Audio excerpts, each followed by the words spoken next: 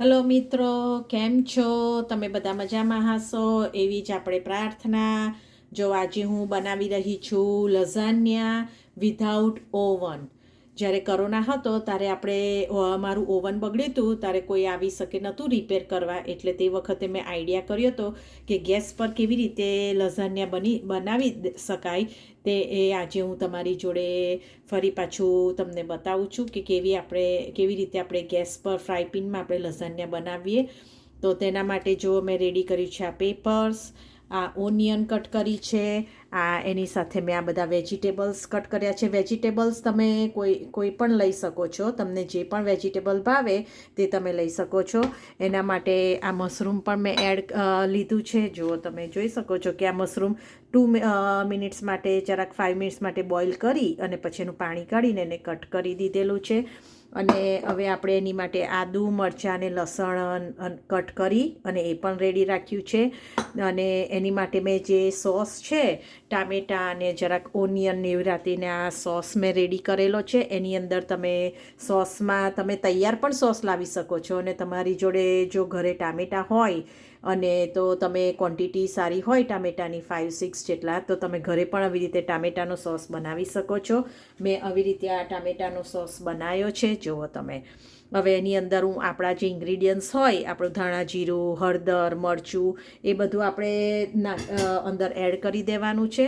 હવે જો આપણે આ બધું વેજીટેબલ્સ વઘારવાના છે, તો એના માટે મેં આ પોટ લીધેલું છે. એની અંદર મેં તેલ ગરમ કરવા મૂકી દીધેલું છે. તો ચલો આપણે હવે એનો વઘાર કરી દઈએ. તો પહેલાં આપણે આમાં છે ને મિત્રો, આમાં આપણે રહી નથી નાખવાની, આમાં આપણે જીરું જ એડ કરવાનું છે. તો જો આપણે પહેલાં જીરું એડ કરીશું.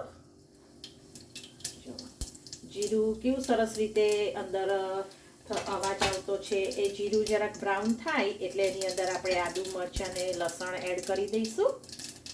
તો જો હવે આપણું નોર્મલ રીતે જે રીતે શાક વઘારો છો તેવી રીતે જ હું વઘારું છું મિત્રો. એમાં કંઈ એક્સ્ટ્રા આપણા જે હોમ મસાલા છે એ જ હું એડ કરું છું.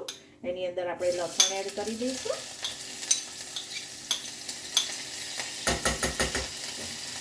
હવે એની અંદર આ બધું મરચું ને આદુ પણ એડ કરી દઈશું.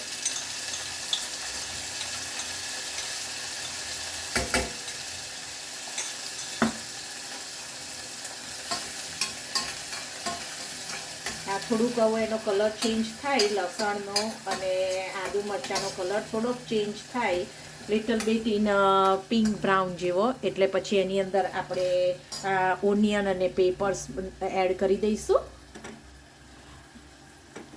જો મિત્રો, હવે એની અંદર સરસ રીતે કલર લસણનો ચેન્જ થવા આવી ગયો છે. જો હવે એની અંદર આપણે આ બધા વેજીટેબલ્સ, ઓનિયન અને પેપર્સ એડ કરી દઈશું.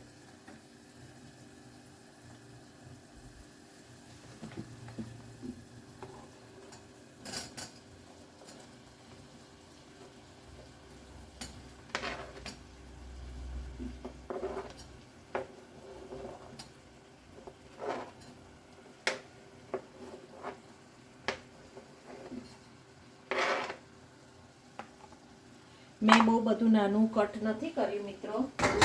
આપણે લઝાનિયા બનાવવાના છે, એટલે આપણે જે લઝાનિયા માટેની જે સીટ આવે છે એ આપણે યુઝ નથી કરવાના. આપણે જે રેપ બનાવીએ ત્યારે જે રોટલી વાપરીએ આપણે, એ રોટલી મોટી એ જ રોટલી આપણે આમાં વાપરવાના છે. એટલે આ લાગે તમને રેપ જેવું, પણ આ લઝાનિયા જેવી સ્ટાઇલમાં કરવાનું છે. તો જો હવે આ બધું ચડે છે, પછી આપણે કારણ કે બ્રોકલી આપણી જલ્દી રીતે કૂક થઈ જાય, એટલે બ્રોકલી ને કેરેટ આ થોડું પેપર્સ અને કૂક થઈ જાય પછી આપણે બ્રોકલીને એડ કરીશું. જો મિત્રો, હવે આપણું આ જે પેપર્સ ને ઓનિયન છે એ 50% આપણું હવે કૂક થઈ ગયું છે. જો હવે એની અંદર આપણે આ વેજીટેબલ્સ હવે એડ કરી દઈશું બધા. અને હવે અત્યારે જ આપણે આ બધો ધાણા જીરું ને મરચું ને જે ગરમ મસાલો તમારા હિસાબે તમારે નાખવો હોય તો તમે નાખી શકો છો. અને વેજીટેબલ્સ પણ તમારા હિસાબે, તમને જે પણ વેજીટેબલ્સ ભાવતા હોય તમારા ફેમિલીમાં એ વેજીટેબલ્સ. મેં આમાં બ્રોકલી, લીલા વટાણા, પછી કેરેટ, સ્વીટ કોર્ન, ઓનિયન અને પેપર્સ, આટલા મેં બધા વેજીટેબલ્સ આમાં એડ કર્યા છે. હવે જો હવે એની અંદર આપણે બધા મસાલા એડ કરી દઈશું. તો એના માટે મેં નાની ટીસ્પૂન જેટલું ટુ નાખીશ ધાણા જીરું. એની અંદર 1 ચમચી મરચું નાખીશું, કારણ કે આપણે લીલું મરચું પણ એડ કર્યું છે. એટલે મિત્રો હવે અહીંયા આગળ હળદર એડ કરીશું. એ જ પ્રમાણે આપણે જે આ સોસ રેડી કર્યો છે એ સોસમાં પણ આપણે એ બધું મસાલા એડ કરી દઈશું. એના માટે મેં 1 ટીસ્પૂન જેટલું હળદર, 1 ટીસ્પૂન જેટલું આપણે મરચું, અને મારું ફેવરેટ ધાણા જીરું તો ઓલવેઝ આપણે 2 ટીસ્પૂન જેટલું આપણે એડ કરી જ દેતા છે. અને હવે સ્વાદ પ્રમાણે આપણે મીઠું એડ કરીશું. મીઠું તમારા સ્વાદ પ્રમાણે તમે એડ કરી શકો છો. હવે અમે સ્વાદ પ્રમાણે મીઠું એડ કરીશું, અને આપણે તેવી જ રીતે આ સોસમાં પણ મીઠું એડ કરી દઈશું. સોસને મિત્રો આપણે એક ઉકાળ આવે, ગરમ થાય, ઉકળે પછી આપણે એને બંધ કરી દેવાનું છે. અને આ બધું વેજીટેબલ્સ કૂક થઈ જાય પછી એની અંદર આપણે મશરૂમ એડ કરવાના છે. કારણ કે બિકોઝ આપણે મશરૂમ ઓલરેડી આપણે 30% જેટલા કૂક કરી દીધેલા છે, એટલે એને લાસ્ટમાં જ આપણે એડ કરવાના છે. અને એના માટે હવે આપણે ભરપૂર, જો તમે આ કૂક થાય ત્યાં સુધી હવે આપણે ભરપૂર આપણે આ ચીઝ ગ્રેટ કરીને રાખી છે. અને ચીઝમાં કંજુસાઈ ના કરતા મિત્રો, આપણે લઝાનિયા બનાવવાના છે એટલે એમાં ચીઝનું માપ વધારે હોય છે, તો એમાં કંજુસાઈ ના કરશો. ચીઝમાં તમારે જે કોઈ ચીઝ લઈ શકો, મોઝરેલા ચીઝ લેવી હોય, નોર્મલ ચીઝ લેવી હોય, રેડ ચીઝ લેવી હોય, જે પણ ચીઝ તમે લઈ શકો તે તમારા હિસાબે તમે ચીઝ લઈ શકો છો. તો એ ચીઝ પણ મેં હવે રેડી કરી રાખી છે. હવે આપણું આ વેજીટેબલ્સ થાય, હવે એને 10-15 મિનિટ્સ માટે કૂક થવા દઈએ. એટલે બહુ કૂકે એકદમ લોચો જેવું કૂક નથી કરવાનું, આપણે અધકચરું જેવું કૂક કરવાનું છે. કારણ કે આપણે રેપ બનાવીશું, પછી રેપ કરી અને આપણે પેલા ફ્રાય પેનમાં મૂકીશું, એ હું તમને બતાવું. એમાં પણ થોડું કૂક થાય. એટલે આપણે આને છે ને 70% જેટલું જ આપણે કૂક કરવાનું છે. તો ચલો આપણે આ કૂક થાય ત્યાં સુધી હવે આપણે એના માટે સોસ ને આ બધું રેડી કર્યું છે તે માટે રવા દઈએ. હવે આ કૂક થવા દઈએ આપણે. જો મિત્રો, હવે આપણું આ જે વેજીટેબલ્સ છે અને આપણો જે સોસ છે એ સરસ રીતે કૂક થઈ ગયો છે.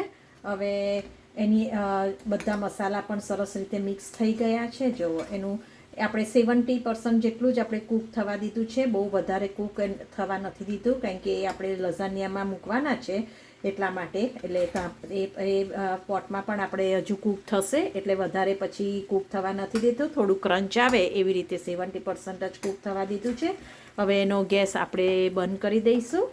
અને આ બાજુમાં તમે જોઈ શકો છો કે આપણો આ જે સોસ છે એ પણ સરસ રીતે જો કૂક થઈ ગયો છે.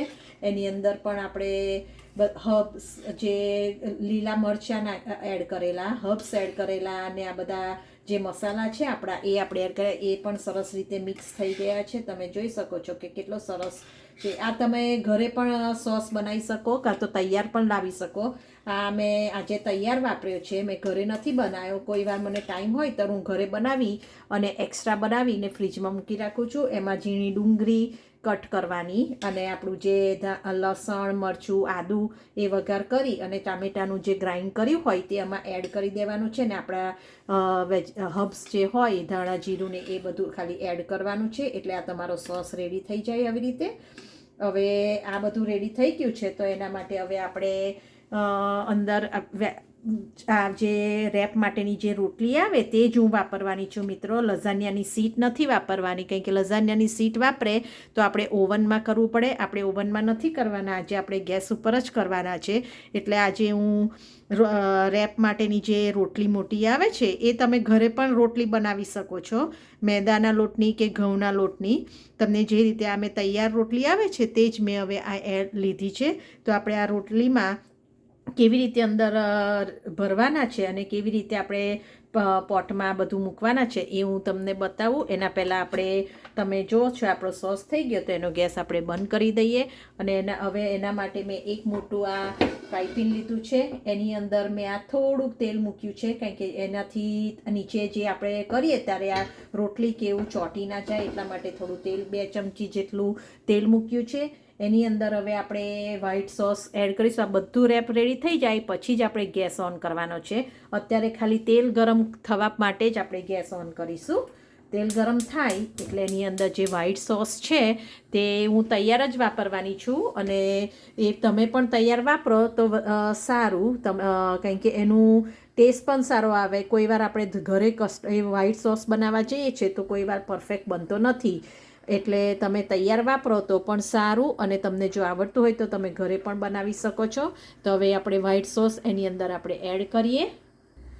જો મિત્રો, હવે આપણો જે પોટ છે એ ગરમ થઈ ગયું છે. તમે જોઈ શકો છો કે કેવી રીતે સરસ રીતે ગરમ થઈ અને આ તેલ બધે સ્પ્રેડ થઈ ગયું છે. તો હવે આપણે એનો ગેસ બંધ કરી દઈશું અને એની અંદર આપણે આ પહેલા સોસ એડ કરી દઈશું. આ જે વ્હાઈટ સોસ છે એ આપણે પહેલા એડ કરી દઈશું બધો.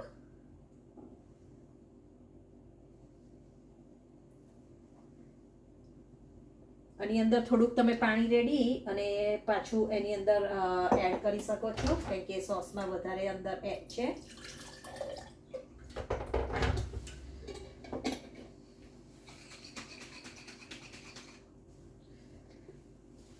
આપણું છે ને કશું વેસ્ટ જવા ના દે આપણા ઇન્ડિયન્સ, એવું છે. આ જો આ બધું ચોટેલું તે બધું જ અંદર આવી ગયું છે. એટલે હવે આપણે આ બધો સોસ અંદર એડ કરી દીધેલો છે. હવે આપણે આ રેપ કેવી રીતે ભરવાનો છે એ હું તમને બતાવું. હવે મિત્રો, આપણું આ જે થોડું કૂક થઈ ગયું એમાં હવે આપણા જે આ મશરૂમ છે એ પણ હવે આપણે આની અંદર એડ કરી દઈએ અને બરાબર મિક્સ કરી દઈશું.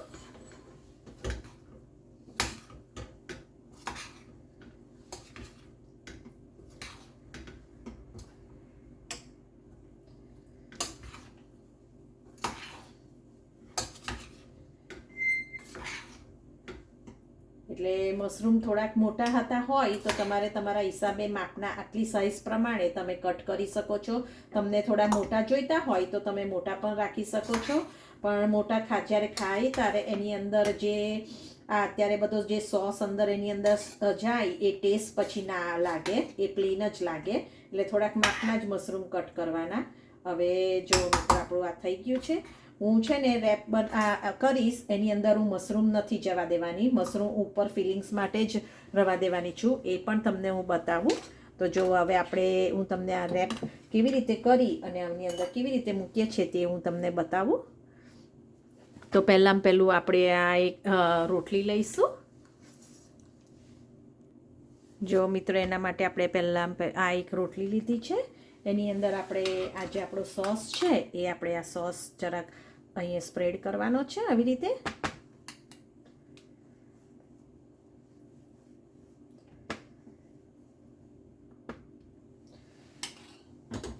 જો આવી રીતે આપણે સોસ એડ કરવાનો છે.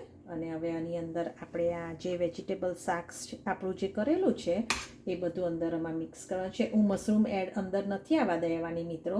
એકાદું આવી જાય તો રાઈટ, પણ હું ઉપર જ કરવાની છું. જો હવે આપણે આની અંદર આ શાક એડ કરી દીધું છે. આની અંદર થોડીક આપણે અંદર હવે ચીઝ એડ કરીશું. તમારે ચીઝ અંદર એડ ના કરવી હોય તો એ પણ ના કરવી હોય તો તમારી ઈચ્છા, તમે ના કરી શકો છો. પણ હું થોડીક અંદર ચીઝ એડ કરવાની છું, એટલે એનું બાઇન્ડિંગ જ્યારે મેલ્ટ થાય ત્યારે સરસ રીતે થઈ જાય. હવે એને આપણે એક ટાઈટ રોલ કરી દઈશું. આવી રીતે આખું પણ તમે મૂકી શકો છો, પણ હું જ્યારે બધું થઈ જાય, જ્યારે આપણે પીરસવાનું હોય ત્યારે ખૂબ હાર્ડ પડે, એટલા માટે હું આમાંથી કટ કરી દેવાની છું. અને આ બેઠું જ આપણે આવી રીતે હવે એની અંદર મૂકી દઈશું. એવી રીતે આપણે આ બધી જ રોટલીનું આપણે આવી રીતે કરી અને એની અંદર મૂકી દઈશું. અને પછી આપણે ઉપર ચીઝ એડ કરીશું. જો મિત્રો, હવે આપણું આ બધું સરસ રીતે રેપ રેડી થઈ ગયા છે. મેં બધા જ અંદર હવે ફિલિંગ્સ કરી અને મેં તમને બતાવ્યું તે પ્રમાણે બધા હવે અંદર મૂકી દીધા છે. હવે એની ઉપર જે આ બધું તમે વિચારશો કે આ બધું વેજીટેબલ્સ ને સોસ છે એને શું કરવાનું, તો હવે જુઓ એની ઉપર આ જે બધો સોસ આપણી પાસે લેફ્ટ છે એ બધો સોસ આપણે એની ઉપર એડ કરી દેવાનો છે. તો જુઓ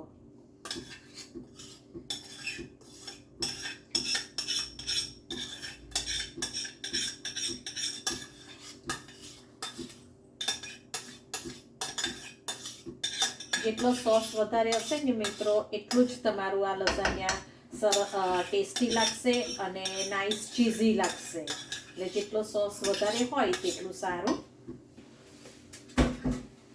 એટલે આપણે આ બધો હવે સોસ અંદર એડ કરી દીધો છે. જુઓ હવે આ બધો સોસને આપણે આવી રીતે આમ સ્પ્રેડ કરી દઈશું અને એની ઉપર હવે આપણે આ બધા વેજીટેબલ્સ એડ કરી દઈશું. આ બધો સોસ આપણે આવી રીતે સ્પ્રેડ કરી દેવાનો છે. તમે જુઓ કેવો સરસ રીતે હવે સ્પ્રેડ થઈ ગયો છે. હવે એની અંદર એની ઉપર હવે આપણે આ બધા વેજીટેબલ્સ એડ કરી દઈશું. હવે આ બધા આપણે વેજીટેબલ્સ એડ કરી દઈશું.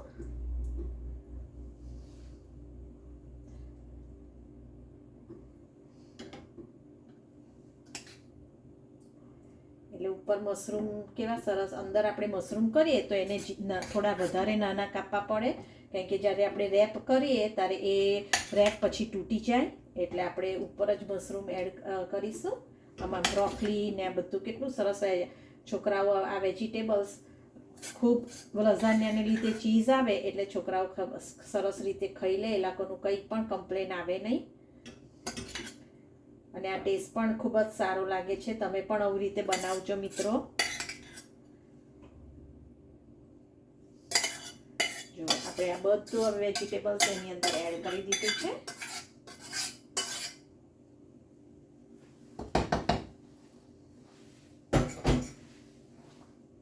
જો મિત્રો આ બધું સરસ રીતે આપણે વેજીટેબલ સ્પ્રેડ કરી દીધું છે. હવે એની ઉપર આપણે આ ચીઝ ભરપૂર ચીઝ નાખવાની છે મિત્રો. ચીઝ એડ કરવામાં તમે કંજુસાઈ ના કરતા. હવે આપણે બધી ભરપૂર ચીઝ ઉપર એડ કરી દઈશું. અત્યારે મારો ગેસ ઓન નથી મિત્રો. જ્યારે હું આ બધું રેડી કરી દઉં પછી હું ગેસ ઓન કરીશ અને ધીમા તાપે તમારે કરવાનો છે.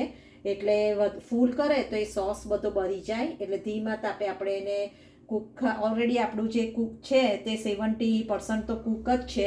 એટલે આપણે આ ચીઝ મેલ્ટ થાય તેવી રીતે જ કૂક કરવાનું છે. એટલે ફૂલ ગેસે તમે ના કરશો મિત્રો. જો હજુ મારું ચીઝ અહીંયા કવર નથી થયું એટલે હું થોડું એક્સ્ટ્રા હજુ ચીઝ એડ કરવાની છું.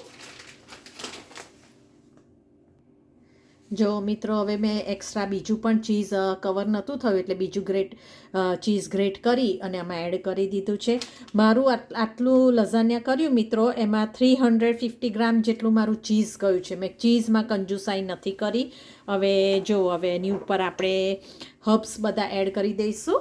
હવે જુઓ જો આ મારું એમ્ટી છે, ચીઝવાળું એમ્ટી છે. જુઓ 350 ગ્રામ જેટલું મેં ચીઝ અંદર એડ કરી દીધું છે મિત્રો. હવે એની અંદર હવે આપણે બ્લેક પેપર એડ કરીશું. તમારા હિસાબે ગાર્નિશ તમને જેવી રીતે ફાવતું હોય તેવી રીતે તમે એડ કરી શકો છો. હવે જો આપણે આ બ્લેક પેપર એડ કર્યું છે. એની અંદર હવે ફેક ચીલી એડ કરવાના છે. ચીલી ફેક લોવા એટલે એ આપણે હવે એડ કરવાના છે. જ્યારે મેલ્ટ થાય ત્યારે એ ખૂબ જ સરસ દેખાય અને એનું ટેસ્ટ પણ સરસ આવે. એટલે આપણે હવે આની અંદર ચીલી ફ્લેક એડ કરીશું. હવે એની અંદર આપણે હવે હર્બ્સ એડ કરવાના છે. આ થોડા હર્બ્સ એડ કરીશું.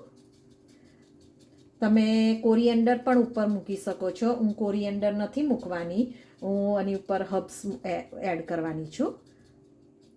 મસૂરી મેથી કે એવું કંઈ પણ એડ કરવાનું નથી. હવે આપણે એની ઉપર હર્બ્સ એડ કરી દીધા છે.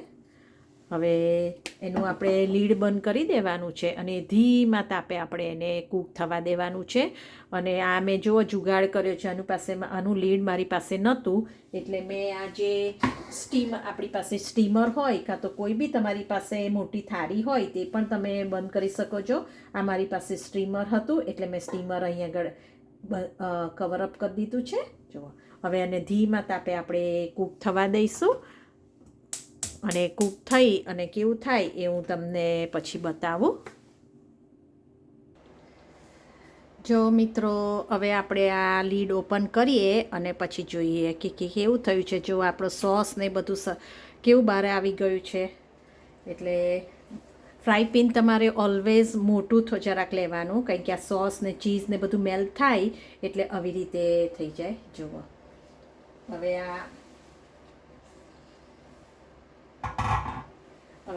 તમે જોઈ શકો છો કે કેટલું નાઇસ યમ્મી ચીઝી દેખાય છે મિત્રો.